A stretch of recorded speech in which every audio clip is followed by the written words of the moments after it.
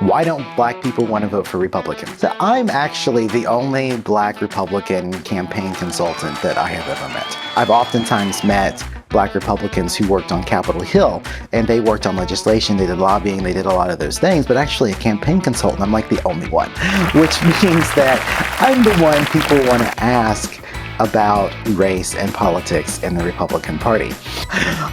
One of the biggest problems that we really have is how our Republican politicians want to talk about race.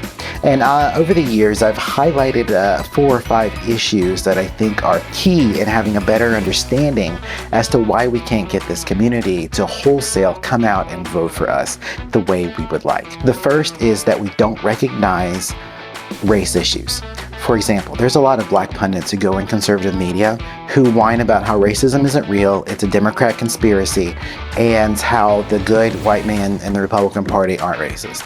And the problem is that we're all dark-skinned, right? We've all experienced racism in our life, so we know that it's real. And it being marginalized and acting like it's not a big deal or not an issue in our society is a problem. While it doesn't stop us from accomplishing anything anymore, for the most part, it's still an issue. So when we have our black conservatives going on television saying that racism doesn't exist, it re-emphasizes the idea that Republicans are completely out of touch with black America. So over the years, I've accumulated a small list of things that Republicans tend to lose black voters on, and it's not our platform. It's never our platform. We lose black voters on affirmative action, our approach to the police problem with race. We lose them on reparations, and we lose on general demographic trends. Anytime I've gone into a campaign and done any kind of polling, very rarely have I seen a significant difference between people of similar economic groups. What I find is that most of the time, black voters who own their own business, have their own home, have their kids in private schools, tend to vote conservative. If they don't, they usually do so because we're not good on issues affecting black Americans. This continues to be a problem because we don't have to change our positions, but it's a problem in how we discuss it. Being against affirmative action is a second thing that's a bit of a contention with black voters. And being against affirmative action isn't really the problem. It's how Republicans talk about being against it. There's this idea that black people haven't earned their way. I was even called a token hire on a campaign once because, heaven forbid, someone dark-skinned actually have 15 years of experience and expertise that would make them of value. The idea of this tokenism among our society as a whole is a bit of a problem, and every black person who gets into Harvard didn't get there because of affirmative action. With Harvard getting 12 to 20,000 applications every year, they only accept 4.5% of those who apply. 43% of the whites who are at Harvard right now got there because they're legacy admissions, because their parents or their grandparents went there or their parents worked there. So white students aren't being admitted based on their credentials to be there, but blacks are because they're not legacy admissions. In fact, you could argue that blacks and Asians are significantly more qualified to be there if they're admitted than most of the white students who are there. And so how we talk about affirmative action is a problem. And when you make the suggestion that these students didn't deserve to be there, that's how the conversation goes. Because there's always this idea that a hardworking white family who's out on the farm can't get their white son into Harvard because he's a white man and there's a war on white people. That's not the discussion we should be having.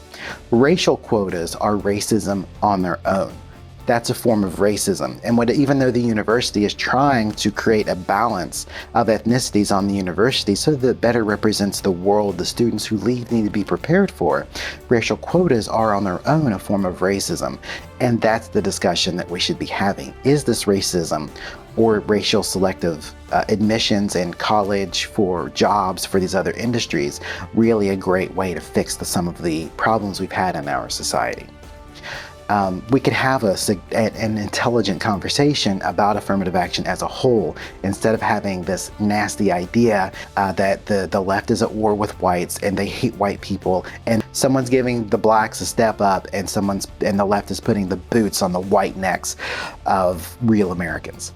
And that's how that discussion on affirmative action sounds. So regardless of how you feel, whether you're for or against affirmative action, we can't agree that the Republicans have done a terrible job at communicating being against it by using racial sentiment to project their ideas instead of having a conversation about equity in our society. Reparations is another example, and I'll highlight something that Mitch McConnell said. Why should people today have to pay reparations for something that happened 150 years ago? Now, you can be against reparations and not say something so fucking wrong as that. I'll give you an example. The purpose of reparations would be to help black people who have been disadvantaged by 4 centuries of slavery and a century of segregation and redlining. We need to come up with a solution to help this group catch up where they've been disadvantaged. I'm sure we could come up with a platform that would fit to achieve those goals without just giving every black person in America $2 million for slavery, right? That would be a conversation worth having. And that would be a good idea to have that conversation, to remind Black America that we recognize this and that this is something that we care about and that we want every American to have the American dream. And then there's the stupid thing Mr. McConnell said. And there's this kind of idea that, and then Republicans are also like, what do you mean? Your life is good. What are you complaining about there, boy? And that's their attitude, and it's a shitty attitude, and it's wrong. I don't know if reparations are necessarily the best way to go, but we obviously need to recognize that there are disparities and that there is a conservative solution to the problem. And so when we have the Republicans saying things that are so obviously insensitive, inaccurate, and kind of stupid, it only turns black voters off. And those are 3 reasons why we don't get their vote. The most recent disconnect is on the issue of law enforcement and their violence against black people. The response to a black man being shot gets met with Blue Lives Matter. That is not an intelligent nor a sensitive thing to say in regards to these situations. We already have the statistics, we have the numbers. We know that black people get longer prison sentences when they go to court. We know that they're 75% more likely to get pulled over. We know that they're more likely to be given tickets at police stops on top of being more likely to be pulled over. But these are things that we know. Given that this is a fact, we certainly want to support the police because there are pockets of racism within law enforcement in America, but that doesn't mean that there is a racism problem in every single police department. For example, I walk around my city here in Ohio and I don't get pulled over. Doing the exact same thing in a city the same size in California, and I would have gotten stopped by the police, probably going to and from the coffee shop. So we have to think about how there's pockets of racism, and we could recognize that. But instead of Republicans saying, yes, this is a problem, let's figure it out. We don't need to destroy the police. We need to work with them. We need to isolate this and make sure that we're able to protect police officers and the public. Instead, what do they do? They see Blue Lives Matter, which to me sounds like, you know what? The nigga shouldn't have been on the street anyway. He deserved to get shot.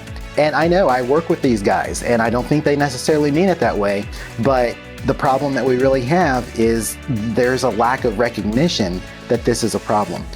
When Trump had the opportunity, and he would have been the guy to do it, he had an opportunity to say, hey, you know what? That guy shouldn't have had that knee and an illegal chokehold on that guy in Minnesota.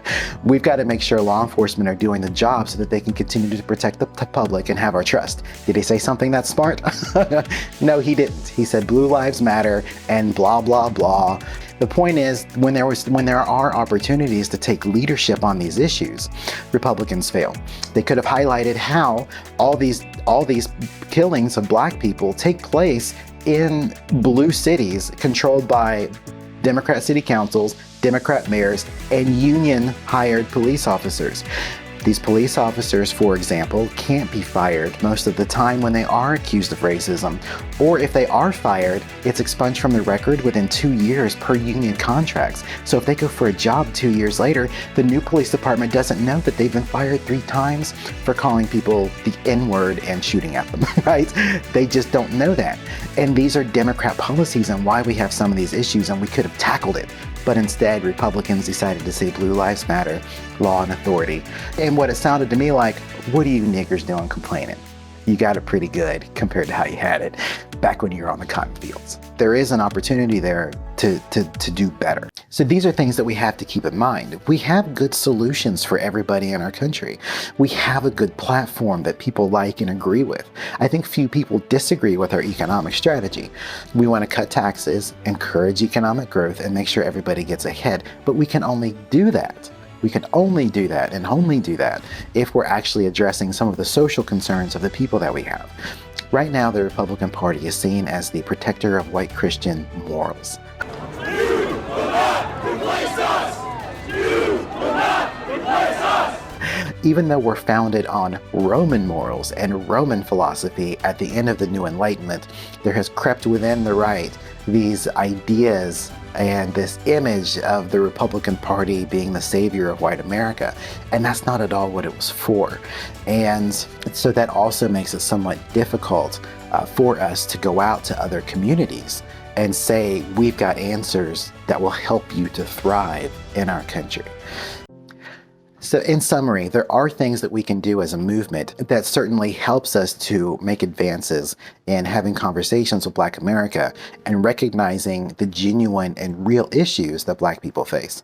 We just have too many Black commentators who want to go along with white Republicans by saying that racism isn't real and it's just a left-wing conspiracy, and that hurts us. The problem is, if you actually say racism is a thing, here's what we need to do about it. They're not going to let you on TV. They're not going to let you, they're not going to invite you to the party. They're not going to let you come to the group if you decide to address this. And so that's why a lot of Black Republicans are really nervous about speaking out against the way these things are handled. So we have to first recognize as a movement that yes, racism is real. No, it's not what the left says, because the left takes it and turns it into something completely different.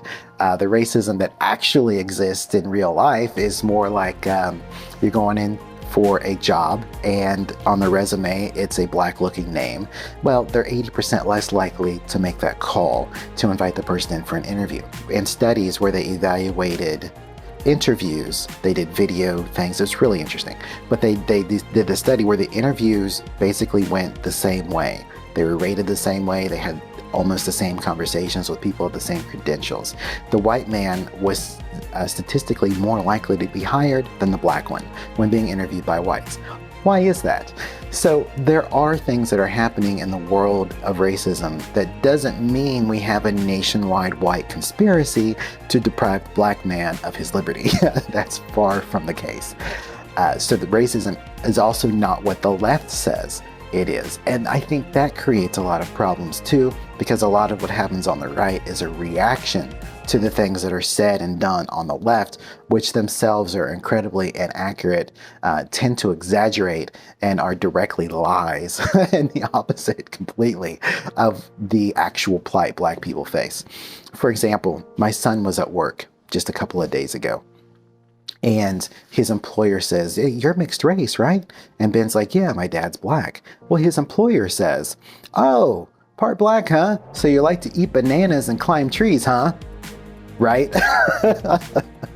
So I can't believe my son made it to 17 before having an experience like that, but he did. And the fact that he made it that long tells you that we're much better now than we were when my father was a child or when I was a child. My first racist experience, I think I was 4 or 5 years old. My dad had gotten a speeding ticket, and I'm sitting, he let me see the patrol car because I thought, oh wow, police car, you know, and he let me take a look. My dad had forgotten his insurance. And when so he let me sit in the police car.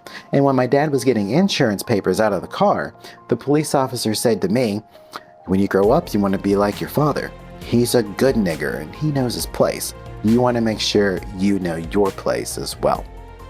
This is our experience. If I were to say that to a group of Republicans, they'd be like, that's just one guy. There's no racist police officers. That just happened to you once. Are you sure you remember it right? A complete and total denial of the experience. And that's normal. That's normal for Republicans to do, to completely deny that it's real. And they're propelled by Black Republicans who go along with this idea. So my advice to you as a political candidate is first, You want to recognize that racism is a real thing, that we have real problems in our society, that there are disparities, and that conservatives have the solutions, not the liberals. There's nothing the left wants to do that actually makes life for Black people any better. Nothing that they want to do. Most of their policies hurt Black America and create a cycle of dependency that makes their life harder. So we have to offer solutions. Trump's Platinum Plan, I recommend you take a look at it. It was a really great idea. And even though it didn't get the traction that it deserved, it was the first time I'd ever seen anyone take seriously, especially a presidential candidate, especially a president, take seriously addressing these concerns.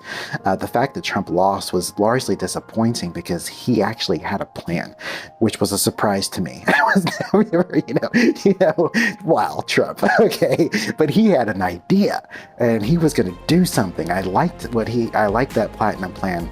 I'll try to find it and put a link in the video below, but when's the next time we're ever going to see somebody do that? I don't think we will for a long time.